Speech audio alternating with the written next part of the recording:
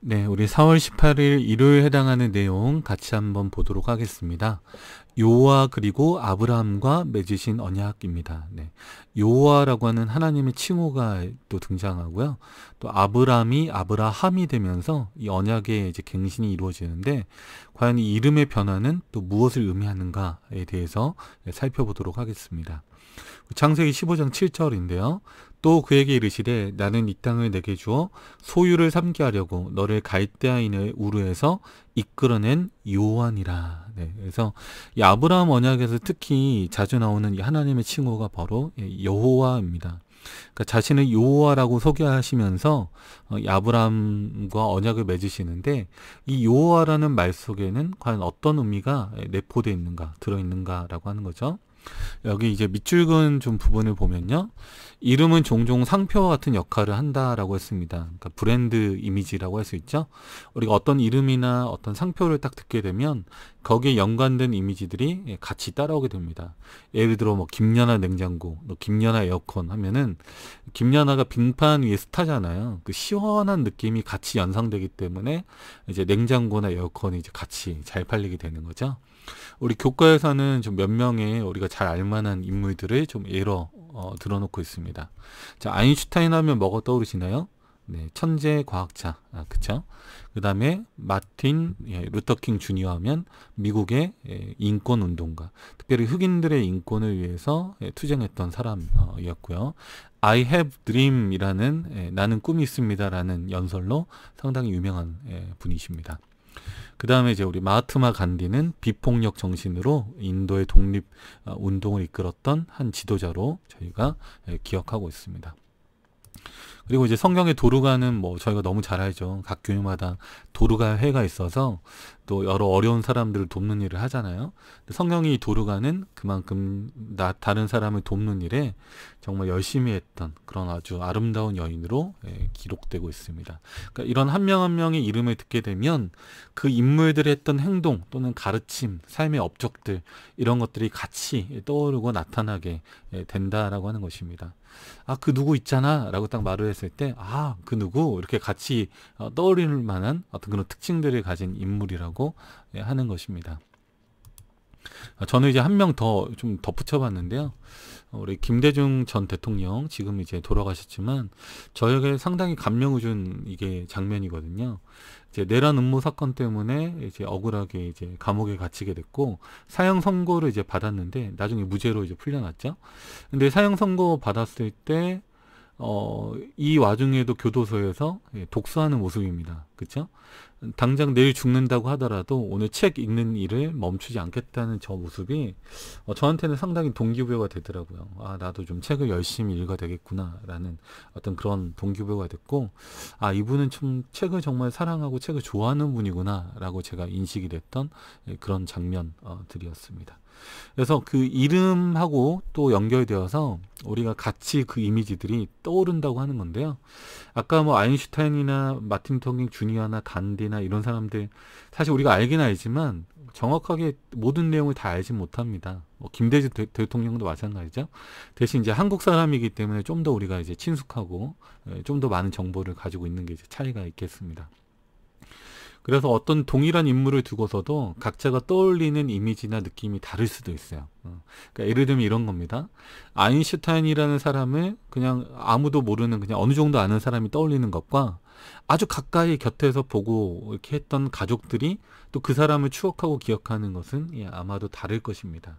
그래서 이름이라고 하는 것은 그 이름과 연결된 공통의 경험일 뿐 아니라 개인적인 관계적 경험도 포함되어서 나타날 수 있다라고 하는 것입니다. 그러니까 똑같은 이름을 두고서도 거기에 대한 반응 또는 느낌, 이미지 이런 것들은 차이가 있을 수 있는 거죠. 자, 그런 의미에서 우리가 좀 생각해 볼 좀 개념이 하나 있습니다. 우리 시뮬라크르와 시뮬라시옹이라는 이 단어가 있는데요. 프랑스의 철학자인 장 보드리아르가 주장했던 개념입니다.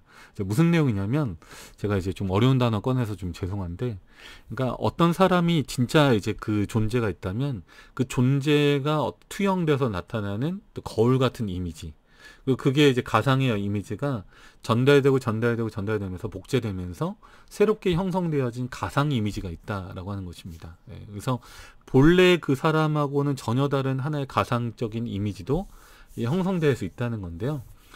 이 시뮬라시옹이라는 말이 요즘 우리가 많이 쓰는 단어입니다. 이게 우리 영어로 할 때는 시뮬레이션이라고 하는 단어입니다. 그렇죠? 우리가 시뮬레이션 해본다라고 이제 말을 많이 하잖아요. 미리 한번 가상으로 해보는 것입니다. 그러니까 예를 들어서 우리 어떤 물건을 만들 때 또는 실험을 할 때 좀 이게 위험하다 싶으면 실제로 하기 전에 어떻게 하죠? 미리 컴퓨터로 한번 시뮬레이션을 돌려보는 것입니다. 아, 이렇게 했더니 이렇게 되는구나 라고 이제 이렇게 해보는 거죠. 근데 실제 현실은 아니고 가상의 어떤 조건들을 주어서 만들어낸 가상적인 현실이라고 하는 것입니다.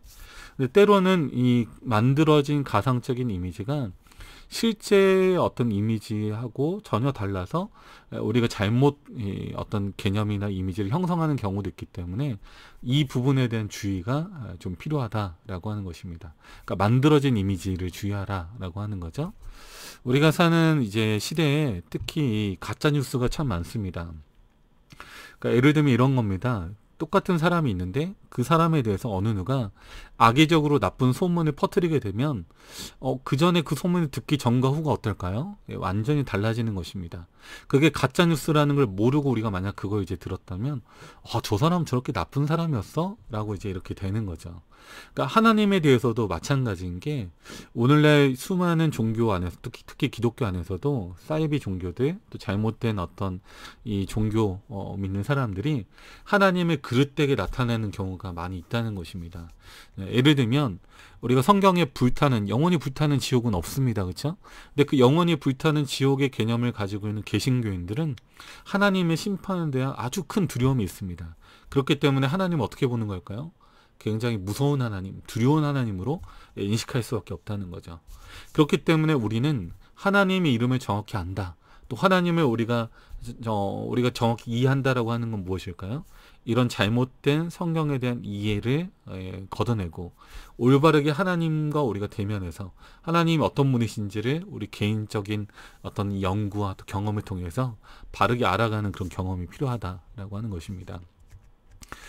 그래서 아브라함에게 있어서 하나님이 자신을 정확하게 드러내는 것, 그리고 아브라함이 그 지식을 보존하고 후대에 전달하는 것은 매우 중요한 일이었습니다. 이제 노아의 어떤 언약 이후에 아브라함 언약이 맺어지면서 이 지구의 또 인구가 급속하게 늘어나잖아요. 그러니까 이스라엘 백성도 애굽 땅에 들어갈 때만 해도 70명, 야곱의 가족 70명이었는데 나올 때는 장정만 60만 명이 됩니다. 그러니까 그렇게 큰 엄청난 어떤 그 숫자의 어떤 인구의 증가가 일어나는 시대에 있어서 하나님에 대한 개념마저도 오해될 수 있는, 그렇죠? 바벨론의 혼잡주의 신앙이 하나님에 대한 개념을 어지럽히고 하나님을 그릇되게 나타낼 가능성이 매우 높은 시대였기 때문에 하나님은 아브라함과 친밀한 언약을 맺으시고 그분에 대한 정확한 지식을 주셔서 그 구원의 지식을 보존할 수 있는 한 민족으로서 이스라엘을 선택하게 된다라고 하는 것입니다. 그런 의미에서 이 아브라함은 믿음의 조상이 되는 것이고요. 이 아브라함 언약에서 있어서 그래서 또 하나의 중요한 포인트는 우리가 하나님에 대한 지식, 구원의 지식을 대대손손 후대에 이르기까지 잘 보존하고 전달하는 책임과 의무가 형성되게 된다라고 하는 것입니다. 자, 우리 네모 박스에 있는 부분 좀 보겠습니다. 성경시대의 근동지역에서는 이름이 굉장히 중요한 의미를 지니고 있었다. 히브리인들은 항상 이름이라고 하는 것은 그 이름을 지닌 자의 개인적인 특성이나 그 이름을 지어주는 사람의 사상이나 정서 혹은 그 이름을 지을 당시에 환경을 나타낸다고 생각했다. 네. 자, 우리 히브리인들도 그렇고 우리나라 사람들도 이름을 굉장히 중요하게 생각합니다. 네. 그래서 이름 지을 때 정말 고민을 많이 하죠. 이 이름에 따라서 이 아이의 앞으로 운명이 상당 부분 영향을 받는다고 믿기 때문에 많이 불러보면서 어감을 살펴보면서 이 이름을 짓습니다. 근데 이 히브리인들, 유대인들은 특히 하나의 이제 특징이 있는데 어렸을 때 부르던 이름하고 이제 성인이 되면 부르는 이름이 다른 경우가 꽤 있습니다. 그렇죠? 그래서 어렸을 때 이제 그 아이의 이름을 붙여 주었다가 성장하면서 이 아이의 특징과 어떤 상황과 어떤 그런 성향을 관찰해서 성인이 됐을 때 새로운 이름을 주기도 한다는 것입니다. 그리고 이제 성경에서는 이제 그런 것뿐만 아니라 비록 성인이 됐다고 할지라도 아주 급변하는 어떤 새로운 경험을 하게 되면 그 경험을 이렇게 인식하고 또 이거를 이제 정확하게 오래도록 기억하기 위해서 이름을 바꾸어 주는 경우도 있다라고 하는 것입니다. 우리 52페이지 아래에 있는 부분 같이 한번 좀 보도록 하겠습니다. 하나님께서 아브라함과 언약 관계를 맺을 때 그분은 자신을 야훼라는 이름으로 알려주었습니다. 자, 여기 네모 박스 부분 보면요. 야훼라는 이름은 구약의 6828번, 엄청나게 많이 나오죠. 근데 6828번 등장하지만 정확한 의미는 신비에 가려져 있다라고 하는 것입니다. 그러니까 하나님의 칭호인 야훼라고 하는 이 말은 하나님 스스로 그분께서 우리에게 소개해 주신 말이지만 그럼에도 불구하고 우리가 여전히 거기에 대한 지식이 많이 부족하다. 그러니까 이해가 완전하진 않다는 것입니다. 그럼에도 불구하고 우리가 성경의 여러 가지 장면들과 어떤 이런 부분들을 고찰해 봤을 때 아마도 이 야훼라는 말은 존재하다라는 뜻을 지닌 동사 하야의 한 형태인 것으로 보인다라고 하는 것입니다. 네. 그래서 하야, 존재한다. 여기서 온 단어일 것이다 라고 우리가 이해하면 되겠습니다. 그래서 존재하시는 분, 자존하시는 분, 그러니까 뭐 영어로 말하면 to be, 비동사죠. 있다, 있는 분입니다. 그렇죠? 그래서 있게 하시는 분 또는 있는 분, 존재하시는 분, 이런 분이 되겠습니다. 그래서 이 야훼라는 표현은 그래서 생명의 근원 되시는 하나님을 가리키고 있습니다. 출애굽기 3장 14절에서도 하나님께서는 모세에게 자신을 야훼 하나님이라고 소개하면서 그 의미를 I am who I am. 나는 스스로 있는 자다. 나는 나다. 사실은 좀 이게 좀 어려운 표현이긴 하지만요. 그렇죠? 나는 스스로 있는 자다라고 그렇게 표현하고 있습니다. 그래서 제가 이제 이전 영상에서도 좀 설명했지만 야훼라고 하는 이 표현은 하나님께서 달리 자신을 이렇게 설명할 수 있는 언어가 따로 없으셨던 것 같아요. 그렇죠? 그래서 그분이 자신을 가장 잘 소개할 수 있는 그 언어, 나는 창조의 하나님, 생명의 근원이 되는 하나님, 너희를 있게 한 마치 부모 같은 생명의 근원이 되는 하나님이다 라고 이렇게 말하고 있다는 것입니다. 이 부분은 좀 쉽게 이야기해서 제가 창세기 2장 7절을 좀 꺼내놨는데요. 요 하나님이 흙으로 사람을 지으시고 생기를 그 코에 불어 넣으시니라. 사람이 생령이 된지라. 자, 여기 생령이라는 말이 히브리어로 네펫이 하야입니다. 이게 영어로 하면 living being인데요. 네펫이 하야라는 말에서 아까 그 하야라는 말이 똑같은 단어입니다. 그렇죠? 이 하야라는 말은 being으로 번역이 됐습니다. 존재, 살아있는 존재. 좀 이렇게 하면 좀 더 이해가 좀 잘 되지 않을까 싶습니다. 그렇죠?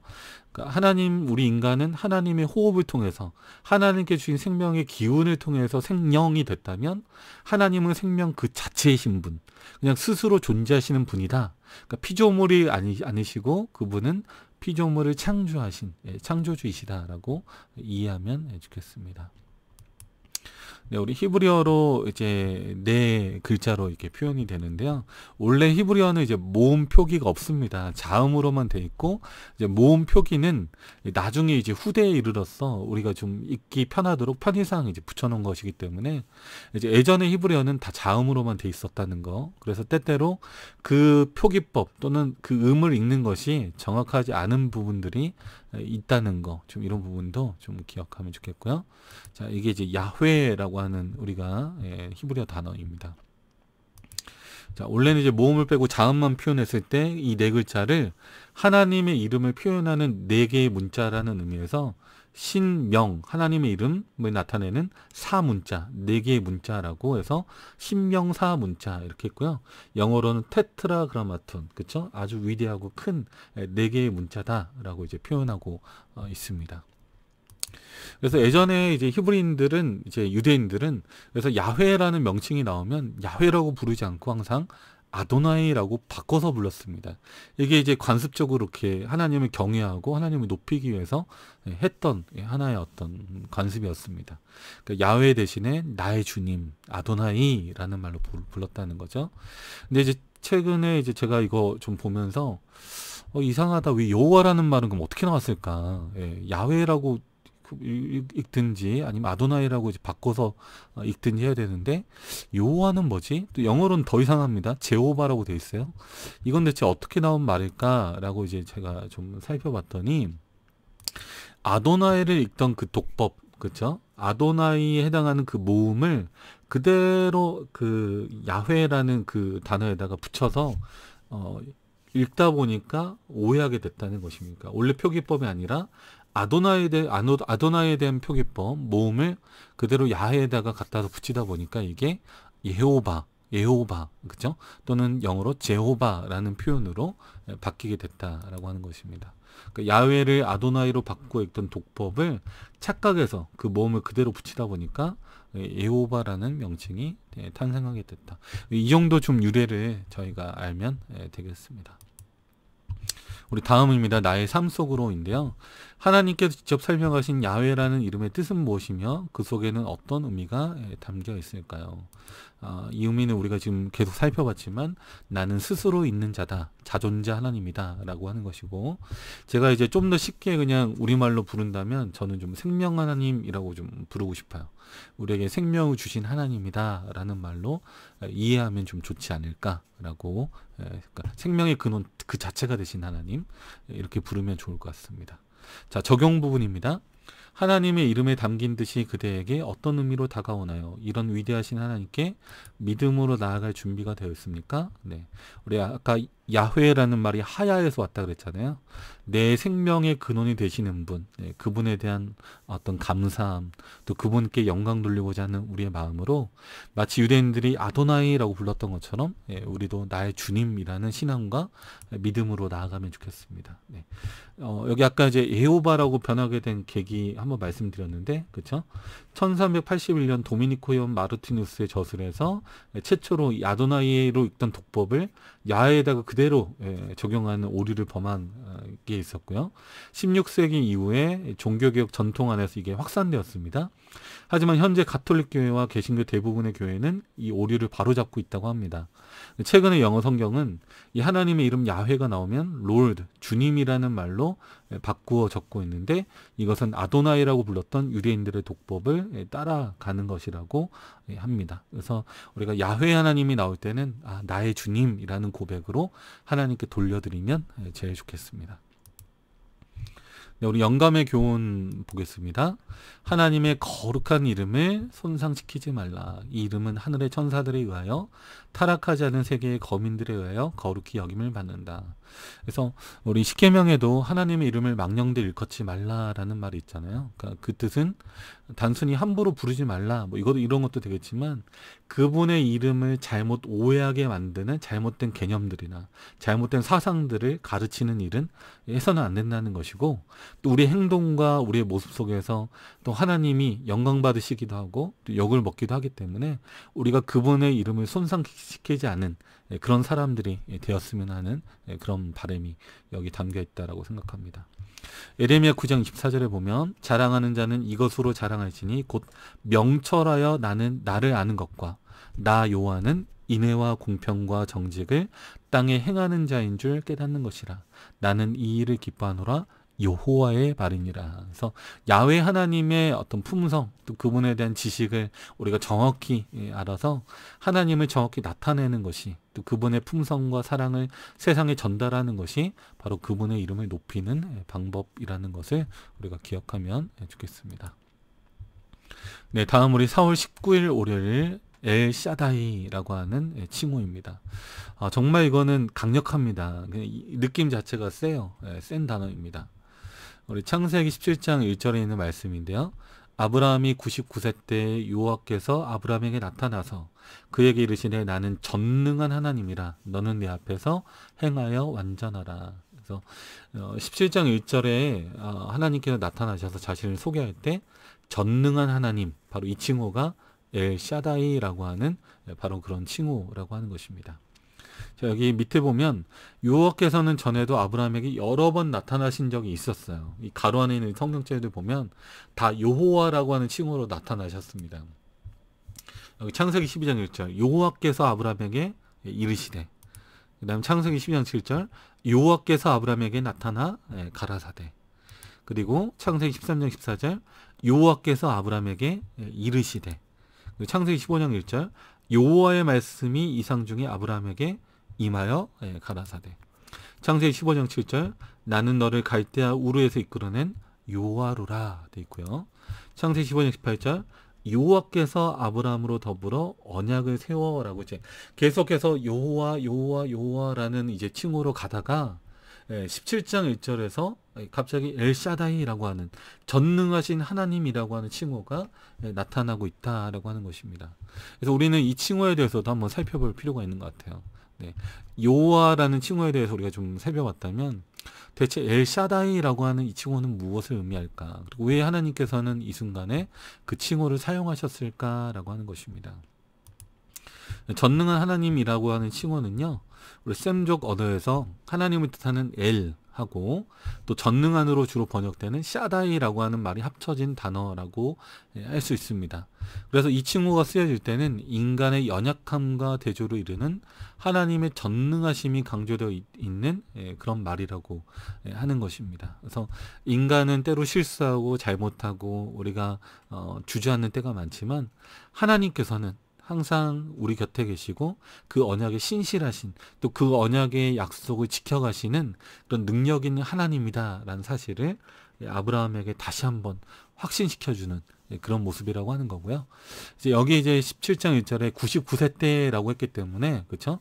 아브라함이 믿음의 부족으로 어떻게 저에게서 이 아이가 태어나겠습니까? 그리고 제 아내 사라는 이미 태가 다친 지 오래돼서 아이를 낳을 수 없는 상태입니다. 라고 이제 고백했을 때, 약속의 자녀가 태어난다고 하는 그 약속의 보증이 확실하다라고 하는 그 사실을 엘샤다이라고 하는 하나님의 어떤 칭호를 통해서 용기를 주고 있다라고 하는 것입니다. 이 칭호는 그래서 사실 너무나 우리에게 있어서 힘이 되고 격려가 되는 그런 단어입니다. 근데 제가 이제 이거 이제 좀 보다가 교과에서 좀 약간 이해가 안 되는 부분이 있었어요. 여기 밑줄 친 부분에 보면 이 칭호는 창세기와 욥기에만 사용되었다라고 됐는데 사실 아니잖아요. 왜냐하면 전능하신 하나님 엘샤다이라고 하는 이 칭호는 성경 여기저기에 되게 많이 나옵니다. 지금 우리 교과 이 페이지에 있는 오른쪽에 있는 아래에 보면은 이사야 9장 6절에도 예수님에 대해 묘사하면서 그는 기묘자라, 모사라, 전능하신 하나님이라, 영전하신 아버지라, 전능하신 하나님 또 나오잖아요. 이사야에서도.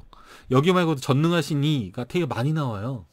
근데 왜 이 칭호는 창세기와 욥기에만 사용됐다고 이야기를 했을까요? 제가 이제 이 부분은 봐도 잘 이해가 안 되더라고요. 이상하다. 이게 왜 창세기와 욥기에만 사용됐다고 했을까? 성경 다른 부분에도 많이 나오는데. 그래서 이제 영문 교과를 좀 보니까 좀 제가 이제 해답을 얻게 된 것은 이거였습니다. 네. 영문 교과에 보면은 이 부분이 있는데 이게 좀 빠졌더라고요. 한글에 번역하면서. Presenting himself as Almighty God. 네. 여기 당신을 전능한 하나님으로 소개하시는데 라는 이 한글 번역 안에 himself가 빠져 있어요. 그분 스스로 그분을 전능한 하나님이라고 소개한 부분이 창세기의 욥기만 나와 있다라고 하는 것입니다.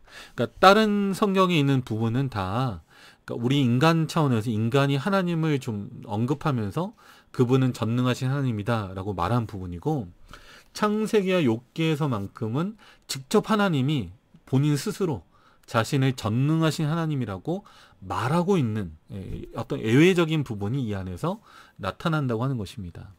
그러니까 창세기와 욥기는 둘 다 좀 창조와 관련된 부분이 있어요. 창세기는 이제 창조주 하나님의 능력을 좀 강조하고, 욥기도 욥의 질문에 대해서 창조주 하나님의 이제 능력과 권세, 또 그분의 어떤 이 전능하심에 대해 강조하기 위해서 직접 그분께서 전능하신 이와 변론하려고 하는 너는 누구냐, 그렇죠? 그래서 하나님의 어떤 능력과 위대함을 스스로 또 강조하기 위한 어떤 차원에서 엘샤다이라고 하는 이 용어가 사용되고 있다라고 하는 것입니다. 우리 여러분들도 그래서 좀 이런 오해는 풀고 넘어가시면 좋겠습니다. 54페이지 있는 부분입니다. 자, 오늘의 주제를 보다 큰 문맥에서, 이제 이게 중요합니다. 보다 큰 문맥에서 생각하기 위해 창세기 17장 1절부터 6절을 읽어라. 하나님께서 이 시점에, 그쵸? 아브라함에게 자신의 힘과 능력을 강조하신 이유는 무엇인가? 엘샤다이라고 하는 이 칭호가 지금 갑자기 등장한 이유는 무엇인가? 라고 하는 것입니다. 하나님께서 당신의 힘과 능력을 신뢰하도록 아브라함에게 무슨 말씀을 하시는가? 특히 6절을 주목해보라 되어 있습니다. 박스 친 부분 이렇게 보면요. 창세기 17장 1절부터 6절을 좀 문자적으로, 그러니까 문맥을 살펴가면서 좀 의역을 하면 좀 이런 부분이 있다는 것입니다. 어떤 부분일까요? 예. 내 언약을 나와 너 사이에 세워서 너를 어떻게 한다? 심히 번성케 한다. 너는 열국의 아비가 될 것이다. 그리고 이제 또 살펴보면 어떻게 나옵니까? 또 너로 심히 번성케 한다. 그리고 복을 주어 생육하고 번성케 하시기를 원하노라. 그러니까 이 부분이 계속해서 반복되고 있다는 거예요. 네. 그러니까 이건 지금 왜 이렇게 강조가 되느냐? 그렇죠? 네. 바로 하나님께서 아담과 하와에게 주셨던 생육하고 번성할 땅에 충만하라 라고 이렇게 말씀하셨던 그 에덴 동산에서 맺었던 그 언약이 다시 한번 이곳에서 연결되고 확증되고 있다라고 하는 것입니다. 그래서 하나님께서 원하시는 궁극적인 어떤 이 목적, 하나님의 형상을 닮은 사람들이 이 지구 안에 가득하게 되는 것. 그래서 하나님을 믿고 하나님의 품성을 드러내는 한 인간 공동체, 인간 나라의 형성, 그것들을 하나님이 원하시기 때문에 그 언약의 시작점으로서의 아브라함을 굉장히 중요하게 보고 계신다고 하는 것입니다. 네, 그래서 내 언약을 나와 너 사이에 세워서 너로 심히 번성케 하리라. 그래서 열국의 아비가 되고, 열국이라는 말은 multiple nations, 여러 나라의 아버지, 그렇죠? 너로 심히 번성케 하리니 나라들이 내게로 쫓아 일어나며 열왕이 내게로 쫓아나리라. 그래서 우리 하나님께서는 아담에게 처음 주셨던 그 지구에 대한 하나님의 어떤 목적, 그렇죠? 하나님의 형상을 닮아서 모든 피조 세계에 하나님의 선한 영향력을 나타내고 전파하는 인간 공동체의 어떤 형성, 이것들을 바라셨다라고 하는 것입니다.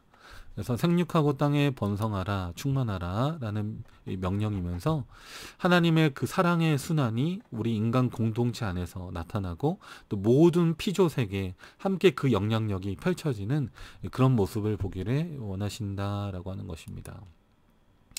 자, 그래서 여기 보면 지금 그 끝부분, 아까 17장 6절 부분을 제가 영어로 좀 이렇게 살펴봤더니 And thou shalt be a father of a multitude of nations. 열왕의 아비가 될 것이며, 그리고 I'll make thee exceedingly. 아주 수많은, 아주 많은 수의 열매, 풀풀, 풍성하게 맺게 될 것이다. 제가 이 표현이 너무 좋은 것 같습니다. 정말. 그래서 우리 믿음의 어떤 사람 한 명이 있는 곳에, 그곳에 하나의 공동체가 형성될 수 있다라고 하는 이 사실은 우리에게 얼마나 큰 소망과 믿음이 되는가 모르겠습니다. 어떻게 보면 지금 현재 나 한 명이 결심함으로 인해서 나를 통해서 또 하나의 믿음의 공동체가 세워지고, 또 그것이 후대에 이르기까지 어떤 믿음의 어떤 그 연결이 이루어진다면 얼마나 우리가 감사할까요? 그렇죠?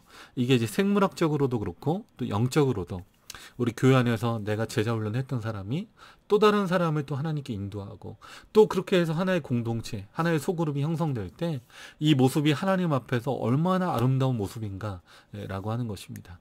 이 아브라함의 언약이 바로 오늘 나의 언약이 되고, 또 하나님께 받았던 그 아브라함의 축복이 오늘 나의 축복이 되기를 간절히 또 바라겠습니다. 네, 우리 나의 삶 속으로 좀 보겠습니다. 엘샤다이라고 하는 하나님의 이름이 그대에게 어떤 의미로 다가오나요? 우리 교과에서는 좀 재미있는 제안을 하고 있습니다. 우리 전능하신 하나님이라는 이름을 허약한 하나님, 또 연약한 하나님으로 바꿔본다면 어떻게 될까라고 하는 거죠. 사실은 힘이 쭉 빠지죠. 그렇죠? 전능하신 하나님이 이렇게 했다가 연약한 하나님, 허약한 하나님이, 보기만 해도 벌써 힘이 안 납니다. 그러니까 우리 하나님은 강하신 분, 전능하신 분이십니다. 제가 이걸 이제 들을 때 제가 떠올랐던 이미지는 이런 거예요. 우리 최근에 제가 봤던 동화책, 그림책 중에 티머시 넷맨이라는 사람이 지은 우리 엄마는 슈퍼우먼이라는 동화책이 있습니다. 이 그림책에 보면 엄마의 모습을 아이의 시점에서 이제 그려놨어요. 근데 아이가 볼 때 엄마는 너무 대단한 거예요. 아침에 자기가 필요할 때 늘 진짜 일어나서 자기에게 도움을 주고, 자기가 고장내는 어떤 장난감을 순식간에 고쳐주기도 하고, 또 아침에 통학버스를 타야 되는데 늦으면 어떻게 합니까? 이 아이를 안고 번개 같은 속도로 뛰는 것입니다.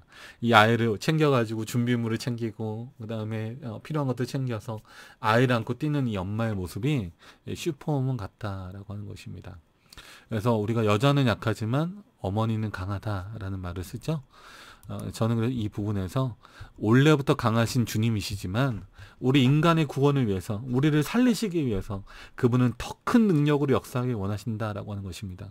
불구덩이에 들어가 있는 그 아이를 꺼내기 위해서 살리기 위해서 뛰쳐 들어가는 그 엄마의 모습처럼 우리를 위해서 강력하게 역사하길 원하시는 아브라함의 믿음을 통해서 후대 손손까지 하나님의 지식을 보존하고 하나님의 영광을 드러내길 원하는 그 하나님의 선하신 마음이 그 안에 엘샤다이라고 하는 이 칭호 안에 들어있다라고 하는 것입니다.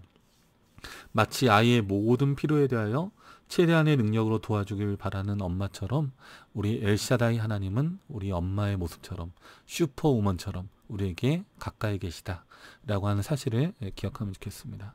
자, 전능하신 하나님께서 나의 하나님을 믿는다면 적용입니다. 오늘 그대는 어떤 필요를 가지고 하나님께 나오길 원하십니까? 자, 어떤 필요를 가지고 오실까요? 여기다가 또 여러분 뭐 주식을 미리 알 수 있는 능력 이런 거 적진 않으셨겠죠? 또는 좀 앞날을 미리 알 수 있는 능력, 또는 로또 번호를 알게 해주세요. 이런 거 절대 아니죠, 그렇죠? 네. 바로 잃어버린 영혼들의 회복입니다. 우리가 그 하나님의 마음을 안다면 우리 역시도 하나님과 같은 마음으로 우리 하나님께서 얼마나 잃어버린 영혼들을 회복하기 위해서 강하게 소망하고 계시는가를 이해할 때 또 그 구원의 계획에 동참했던 그 아브라함처럼 우리도 그 하나님의 사랑 안에서 같이 그 계획의 큰 그림, 큰 언약의 맥락 안에서 같이 들어가게 되는 것입니다. 우리 주변에 사랑하는 이들, 가족과 친척과 주변의 직장 동료들과 우리의 바운더리 안에 있는 영역 안에 있는 이들의 구원을 위해서 함께 그 필요를 가지고 하나님께 구한다면 그것이 가장 합당한 믿음과 기도가 되지 않을까라고 생각을 해봅니다. 우리 영감의 교훈입니다. 우리 전능하신 하나님, 우주의 보좌에 함께 앉으시는 분은 인자이시다. 인간의 몸을 입고 이 땅에 오신 우리를 구원하기 위하여 우리를 위해 십자가에 달리신 그 하나님이십니다. 그 이름이 기묘자라 모사라 전능하신 하나님이라 영존하시는 아버지라 평강의 왕이라 불리우실 분은 바로 인자이시다. 그러니까 이게 예수님의 칭호라는 거예요. 전능하신 하나님.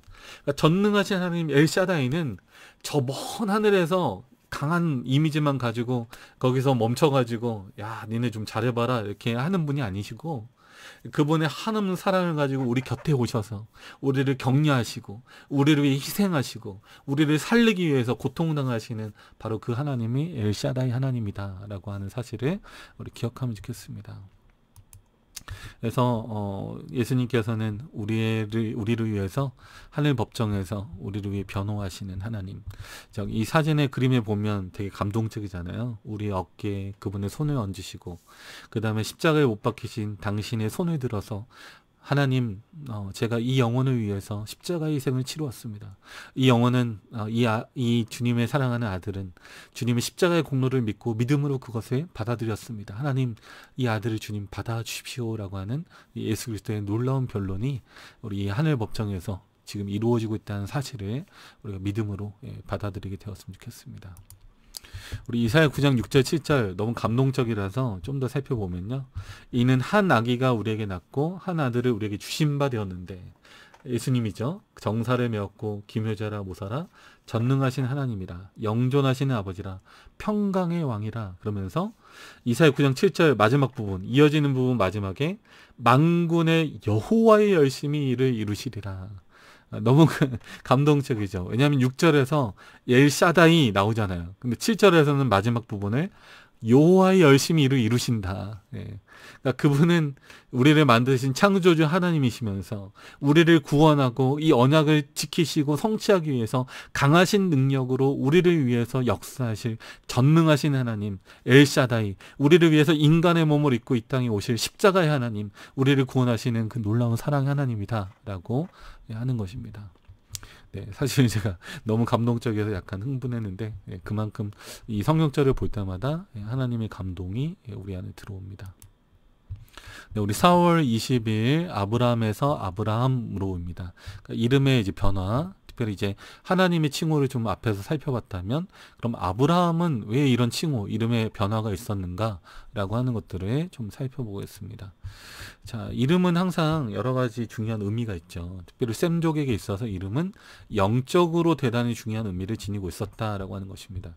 그러니까 하나님을 믿는 민족으로서 단순히 세상에서 이 어떤 인생을 세상적으로 열심히 살아라, 잘 살아라, 성공해라 이런 의미가 아니라 구속사적인 차원에서 영적인 의미들이 셈족 계통의 어떤 후손들에게는 주어졌다라고 하는 것입니다. 이 부분이 되게 이제 좋은 거죠. 그리고 우리 믿는 사람들은 좀 다르잖아요. 이름 지을 때 우리가 이제 뭐 재림 또는 뭐 소망, 믿음 이런 이름들 짓는 이유가 무엇입니까? 그렇죠? 사회적으로 세상적으로 성공하라는 게 아니라 하나님을 믿는 사람으로서의 어떤 영적인 어떤 존재가 되라라는 의미가 거기 반영이 되어 있는 거죠. 네. 자, 그래서 이름은 중요한 의미가 담겨 있었기 때문에 한 사람의 생애나 환경에 극적인 변화가 생기면 그것을 반영하기 위해 이름을 바꾸기도 했다라고 하는 것입니다. 성경에는 그래서 그런 사례들이, 케이스들이 몇 개가 좀 소개가 되어 있습니다. 자, 이름이 이제 얼마나 중요한가? 창세기 2장 19절 20절에 보면 요 하나님이 흙으로 각종 들짐승, 이제 피조물들을 지으시고 아담에게 데려다 준 다음에 어떻게 해요? 어떻게 이름을 짓나 보셨다는 것입니다. 아담이 일컫는 바가 곧 그 이름이라. 아담이 모든 육축과 공중의 새와 들의 모든 짐승에게 이름을 주었다라고 되어 있습니다. 자, 만드신 건 누가 만들었나요? 하나님이 만드셨습니다. 근데 하나님이 만들었기 때문에 하나님은 이 모든 피조물들과 관계가 형성이 되어 있어요. 근데 아담에게 이것들을 위임하시면서 하나님의 피조 세계를 위임하시면서 어떻게 해요? 지구의 어떤 청지기로서 아담에게 이름을 지을 수 있는 어떤 특권을 주는 것입니다. 아담이 그 생명체들의 특징과 형태를 관찰하고 거기에 맞는 이름을 주는 과정을 통해서 관계가 형성되는 거죠. 야, 너는 참 신기하게 생겼네. 하마라고 할까? 야, 참 길구나. 기린이라고 하면 좋겠다. 그렇죠? 이런 이름들을 주면서 그 피조 세계와 어떤 하나의 관계들이 형성될 수 있도록 하는 게 바로 이름이었다고 하는 것입니다. 원래부터 없었던 게 아니라 있었어요. 그렇죠? 피조 생명체가 있었습니다. 근데 그것들을 이름을 불러줬을 때 아담에게 있어서 하나의 의미 부여, 의미가 있는 관계가 형성이 되기 시작했다라고 하는 것입니다. 제가 이제 시를 하나 좀 가져왔는데요. 아마 대부분 좀 많이 아실 거라고 생각합니다. 우리 김춘수 시인의 꽃입니다.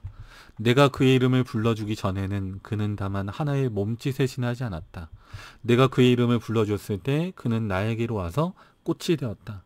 내가 그의 이름을 불러준 것처럼 나의 이 빛깔과 향기에 알맞은 누가 나의 이름을 불러다오. 그에게로 와서 나도 그의 꽃이 되고 싶다. 우리들은 모두 무엇이 되고 싶다. 너는 나에게, 나는 너에게 잊혀지지 않는 하나의 눈짓이 되고 싶다. 자, 이게 이제 하나님의 마음 아닐까요? 네. 자신의 이름을 소개하시고 또 아담에게도 또 아브라함에게도 이름을 주셨고 또 이름을 또 바꿔주시는, 그러니까 이런 어떤 이름을 주시는 과정들이 하나님과 인간 사이의 어떤 관계의 형성, 또 의미 부여 이런 것들이 다 포함되어 있다라고 하는 것입니다.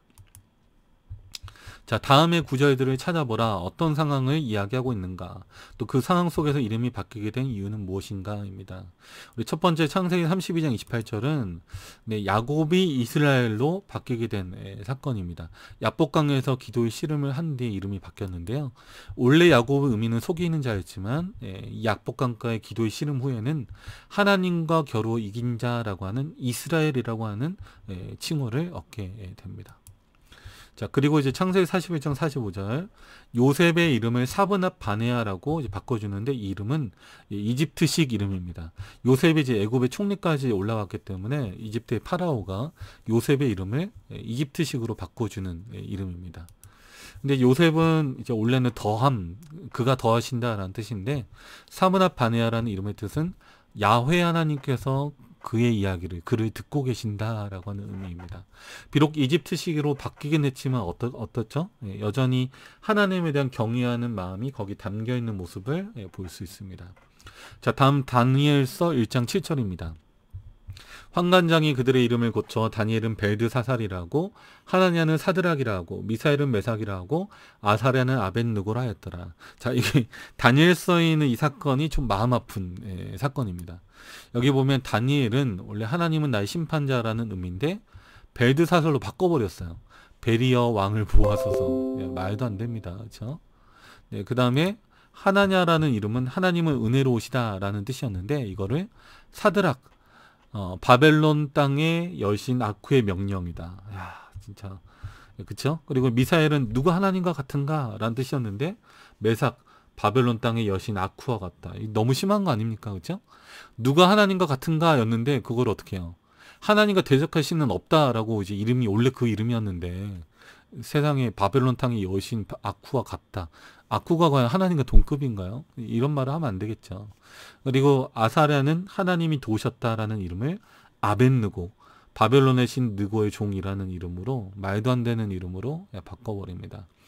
그러니까 어떻게 보면 이 바벨론이란 나라가 이 남방 유다를 멸망시키면서 그 나라에 이른 어떤 이 포로들의 서름을 그대로 드러내는 이름이라고 볼 수 있습니다.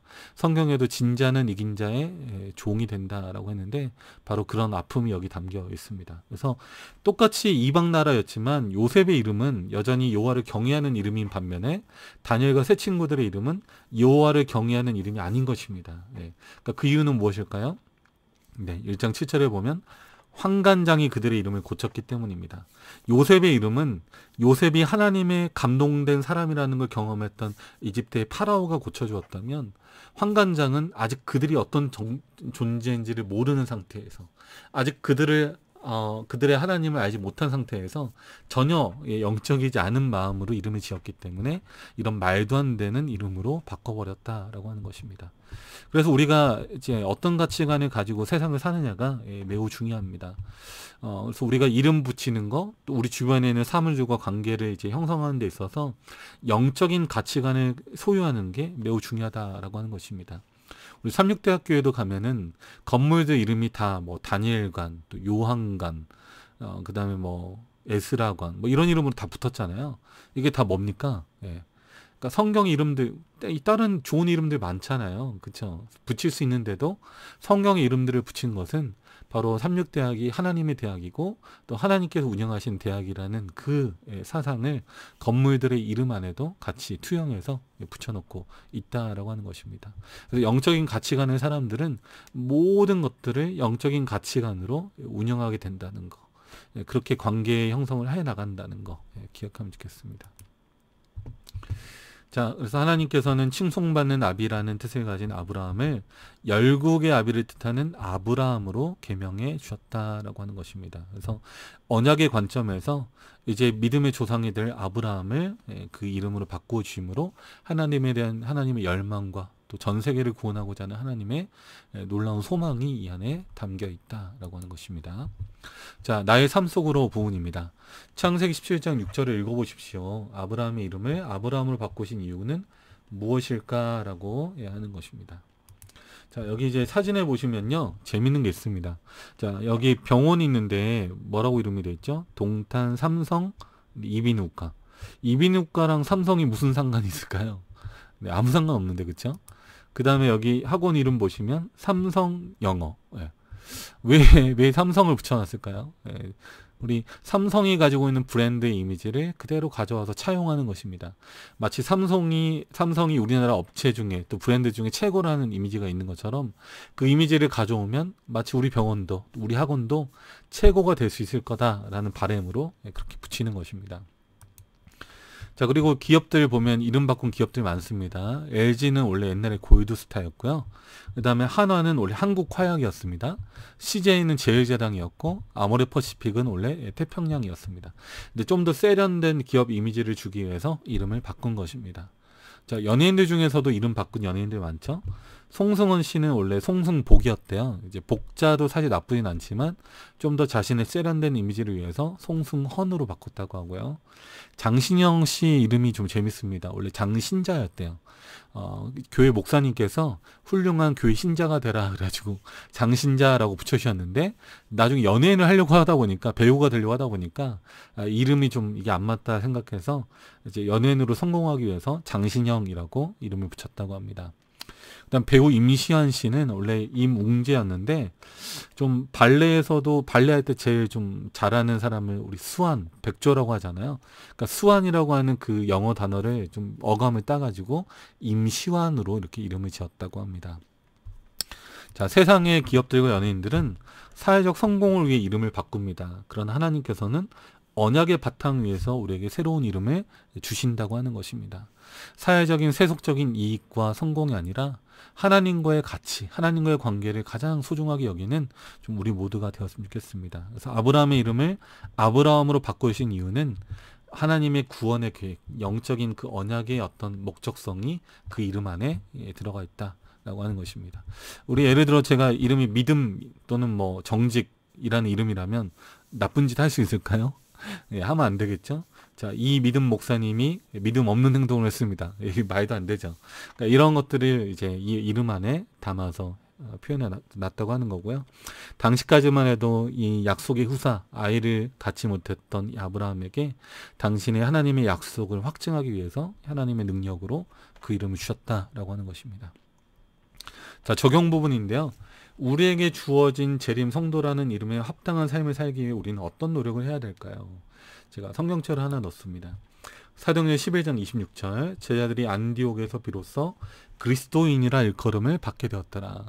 자, 안디옥에서 초대교회 이제 성도들이 하도 맨날 그리스도 만나면 그리스도를 이야기하고 또 그리스도를 전파하고 그리스도에 대해서 연구하고 그랬더니 그들은 크리스찬, 그리스도인이라고 불러주었다고 하는 것입니다.